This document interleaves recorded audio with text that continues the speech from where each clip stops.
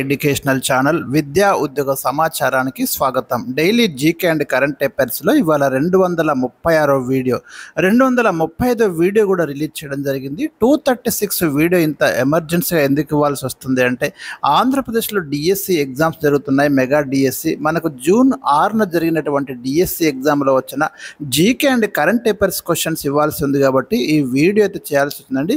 మొత్తం మీద ఏపీ డిఎస్సిలో మనకు 6 తారీఖులో అడిగినటువంటి జీకే అండ్ కరెంట్ అఫైర్స్ మన వీడియోస్ నుండి చాలా ప్రశ్నలు రావడం జరిగింది. మీకు వీడియో నెంబర్తో సహా ఇక్కడ ఇవ్వడం కూడా జరిగింది. ఒక్కసారి చూడండి. ఇది మనకి డైరెక్ట్గా మరి అభ్యర్థులు కావచ్చు, ఇతర సోర్సెస్ నుండి తీసుకున్నటువంటి ఈ క్వశ్చన్స్ అయితే మరి మీకు ఒకసారి ఆన్సర్స్ ఎక్స్ప్లెయిన్ చేస్తున్నాను. ఇక్కడ ఫస్ట్ క్వశ్చన్ వచ్చేసి మనకు ప్రపంచంలో ఎక్కువ మంది మాట్లాడే భాష ఏది అన్నాడండి. సాధారణంగా జనరల్ నాలెడ్జ్లో వెరీ బేసిక్ క్వశ్చన్ అనేది ఎక్కడైనా చదువుతాం మనము. ఎక్కువ మంది అభ్యర్థులు దీనికి ఆన్సర్ చేస్తారు. మ్యాండరిన్ వచ్చేసి మనకు ప్రపంచంలో ఎక్కువ మంది మాట్లాడే భాషగా ఉంది. సో ఇదైతే ఇచ్చాడు. ఇక డైనమైట్ ఎవరు కనుక్కున్నారు అనే ప్రశ్న జనరల్ సైన్స్ నుంచి మనకు ఒక ప్రశ్న వచ్చిందండి. ఆల్ఫ్రెడ్ నోబెల్ దీన్ని కనుక్కున్నాడు. మనకి ఇది daily GK current affairs Lakshman educational ఛానల్లో మీకు వీడియో నెంబర్ 8లో ఉంటుంది. ఒకసారి మీరు చెక్ చేసుకోవచ్చు. సో డైనమైట్ అక్కడ నోబెల్ అవార్డ్స్ గురించి, ఆల్ఫ్రెడ్ నోబెల్ గురించి అయితే ఇవ్వడం అనేది జరిగింది. ఇక క్వశ్చన్ నెంబర్ 3 వచ్చేసి మనకు బద్రీనాథ్లో ప్రవహించే నది ఏది అన్నాడు.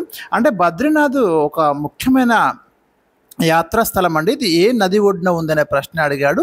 అలకానంద నది ఒడ్డున ఉందండి, ఉత్తరాఖండ్ స్టేట్లో. ఈ ప్రశ్న అయితే వచ్చింది మనకు. ఇది లాస్ట్ అంటే ఎప్పటికీ ఇలాంటి క్వశ్చన్స్ అయితే వస్తున్నాయి. క్వశ్చన్ నెంబర్ 4 వచ్చేసి మనకు నేషనల్ రిమోట్ సెన్సింగ్ సెంటర్ ప్రధాన కార్యాలయం ఎక్కడుంది అన్నాడండి. ఇది హైదరాబాద్లో ఉంది. ఇది కూడా మనకు సైన్స్ అండ్ టెక్నాలజీ నుంచి, స్పేస్ నుంచి అడిగినటువంటి ప్రశ్న. So question number 5 Neel Darpan ఎవరు రచించారు. ఇది ఇండియన్ నేషనల్ మూవ్మెంట్ నుంచి అడిగిన ప్రశ్న అండి. దీనబంధు మిత్ర దీన్ని రాయడం జరిగింది. మనకు ఎవరైతే నీలిమందు బలవంతంగా బ్రిటిషర్స్ మన భారతీయ రైతుల చేత మరి ఆ పంట సాగు చేయించడం, అప్పుడు జరిగినటువంటి విప్లవం, ఇవన్నీ కూడా ఇందులో ఉన్నాయి. వీడియో నెంబర్ 84లో మీకు మన యొక్క ఛానల్లో వీడియో నెంబర్ 84 చూడండి. అక్కడ మీకు డీటెయిల్ ఇన్ఫర్మేషన్ ఉంది. సో అక్కడ నుంచి ప్రశ్న వచ్చింది. ఇక ట్రైజమ్ ఫుల్ ఫామ్ అడిగాడండి. మనకు ఇప్పుడు ఎంప్లాయ్మెంట్ స్కీమ్స్ లేదు, ఒక ముఖ్యమైన స్కీమ్ అండి ఇది. Training up rural youth for self employment, దీని యొక్క ఫుల్ ఫామ్ ఇది అడిగాడు. ఇక క్వశ్చన్ నెంబర్ 7 వచ్చేసి 51వ సుప్రీంకోర్టు ప్రధాన న్యాయమూర్తి ఎవరు అన్నాడు. అంటే మనకి ఇది ఇప్పుడైతే చేంజ్ అయ్యింది. అంటే ఈ వీడియో చేస్తున్న టైంకి అయితే మనకు సంజీవ్ ఖన్నా లేరు, కానీ గతంలో ఉన్న కరెంట్ అఫైర్స్ తీసుకున్నాడు. మన యొక్క వీడియో 48 వీడియో నెంబర్లో క్లియర్ ఇన్ఫర్మేషన్ ఉందండి. దీనికి సంబంధించి అక్కడ నుంచి మనకు ప్రశ్న మనం చూడొచ్చు. క్వశ్చన్ నెంబర్ 8 వచ్చేసి 2024 ప్రో కబడ్డీ లీగ్ విజేత ఎవరన్నారు. ఇది కూడా మనకు హర్యానా స్టీలర్స్ జవాబు. దీని యొక్క క్వశ్చన్ డైరెక్ట్ క్వశ్చన్ మీకు మన వీడియో నెంబర్ 159లో ఉందండి.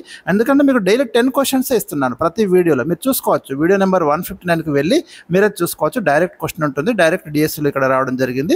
క్వశ్చన్ నెంబర్ 9 2024 గ్రామీ అవార్డ్స్లో 3 అవార్డులు గెలుచుకున్న తొలి భారతీయ వ్యక్తిగా ఎవరు నిలిచారనే ప్రశ్న వచ్చింది.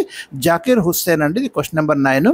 Question number 10 rice bowl of India అని ఏ రాష్ట్రాన్ని పిలుస్తారన్నాడు. దీనికి జవాబు వచ్చేసి మనకు ఆంధ్రప్రదేశ్ అండి. నెక్స్ట్ ఫేస్బుక్ సిఇఓ ఎవరు అన్నాడు. Mark Zuckerberg. మన యొక్క వీడియో నెంబర్ 29లో దీనికి ఈ ప్రశ్నకు జవాబు ఉంది, మీరు చూసుకోవచ్చు. క్వశ్చన్ నెంబర్ 12 భారత సుప్రీంకోర్టు తొలి ప్రధాన న్యాయమూర్తి ఎవరు అన్నాడు. హీరాలాల్ జే కానియా. మీకు చాలా సందర్భాల్లో మన వీడియోస్లో చెప్పడం జరిగింది. అంటే అక్కడ రిటర్న్గా లేకుండా మీకు ఓవరాల్గా నేను ప్రతి వీడియో సందర్భంలో సీజే వచ్చినప్పుడు ఈ ప్రశ్నకు జవాబు అయితే చెప్పాను. మన వీడియోస్ ఫాలో అవుతున్న వారికి అయితే ఖచ్చితంగా తెలిసి ఉంటుంది. క్వశ్చన్ నెంబర్ 13 భారత ఎన్నికల సంఘం మొదటి ప్రధాన ఎన్నికల కమిషనర్ ఎవరు అన్నాడు. సిఈసి సుకుమార్ సేన్ అండి. ఇది కూడా ఓరల్గా చెప్పాను నేను ఒక సందర్భంలో, మీకు ఇది కూడా ఉంటుంది వీడియోలో. ఇక క్వశ్చన్ నెంబర్ 14 పెన్నా నది ఎక్కడ జన్మిస్తున్న ప్రశ్న అడిగాడు. కర్ణాటకలోని నందిదుర్గ కొండలలో జన్మిస్తుందండి. ఈ ప్రశ్న ఇవ్వడం జరిగింది. నదులు జన్మస్థానాలు. క్వశ్చన్ నెంబర్ 15 నార్డిక్ దేశాలు ఏవి అన్నాడు. Denmark, Sweden, Iceland, Finland, Norway. ఈ దేశాలని మనం నార్డిక్ దేశాలు అంటామండి. ఇది మనకు భవిష్యత్తులో డెఫినెట్గా మన వీడియోస్లో, అంటే నేను ఆల్రెడీ నోట్స్లో ప్రిపేర్ చేసి పెట్టాను, కానీ ఇంకా వీడియో అందుబాటులో రాలేదు. సో ఇది కూడా ఉంది. క్వశ్చన్ నెంబర్ 16 ఆర్మీ శిక్షణ సంస్థల మీద ఒక ప్రశ్న వచ్చినట్టు తెలిసిందండి. ఇది మీకు వీడియో నెంబర్ 215లో ఉంది, మీరు చూడండి. 2015 వీడియో రీసెంట్గా వచ్చింది, అక్కడ మీరు చూసుకోవచ్చు. క్వశ్చన్ నెంబర్ 17 2024లో G20 సదస్సు ఎక్కడ జరిగింది అన్నాడు. బ్రెజిల్లో జరిగిందండి. ఇది మనకు వీడియో నెంబర్ 75లో ఇచ్చాను. క్వశ్చన్ నెంబర్ 10గా ఇచ్చాను, మీరు ఒకసారి చెక్ చేసుకోవచ్చు. Video number 75. ఇక గ్రీన్ వరల్డ్ ఎన్విరాన్మెంట్ అవార్డు 2024 ఏ సంస్థకు దక్కింది అన్నాడు. కోల్ ఇండియా లిమిటెడ్కి అయితే ఈ అవార్డు వచ్చిందండి. ఇక question number 19, T20 under-19 world cup మహిళల విజేత ఎవరు అన్నాడు. భారత్ అండి. ఇది ఒక ప్రశ్న వచ్చింది. తొలి ఆసియా క్రీడలు ఎక్కడ జరిగాయి అన్నాడు. న్యూఢిల్లీలో జరిగాయండి. ఇక 2026 హాకీ పురుషుల ప్రపంచ కప్ ఎక్కడ జరుగుతుంది అన్నాడు. బెల్జియం అండ్ నెదర్లాండ్లో జరగబోతుంది. సో ఇవి మనకు అందినటువంటి కొన్ని ముఖ్యమైన ప్రశ్నలు అండి. ఏపీ డిఎస్సిలో 6 తారీఖున అడిగినటువంటి క్వశ్చన్స్. సో ఇంకా లేటెస్ట్ క్వశ్చన్స్ ఏది కూడా అప్డేట్ మీకు ఇన్ఫర్మేషన్ అయితే ఇవ్వడం జరుగుతుంది. మన ఛానల్ని తప్పకుండా సబ్స్క్రైబ్ చేయండి. మన వీడియోస్ అన్నీ కూడా ఫాలో కండి. చాలా క్వశ్చన్స్ అయితే భవిష్యత్తులో మనకు కాంపిటేటివ్ ఎగ్జామ్స్లో డైరెక్ట్గా దిగే అవకాశం ఉంది. మరి వీడియోని లైక్ చేయండి. Thank you for watching.